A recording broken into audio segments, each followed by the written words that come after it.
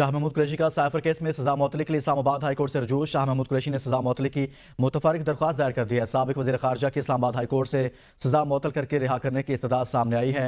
साबिक वज़ीर खारजा शाह महमूद कुरैशी की जानिब से यह इस्तदा की गई है। शाह महमूद कुरैशी ने सजा मुअत्तली की मुतफर्रिक दरख्वास्त दायर की है। मजीद बात करेंगे नुमाइंदा ABN न्यूज़ इब्राहिम अब्बासी से। जी इब्राहिम, बताइएगा सजा मुअत्तली की दरख्वास्त दायर की गई है साबिक वज़ीर खारजा की जानिब से।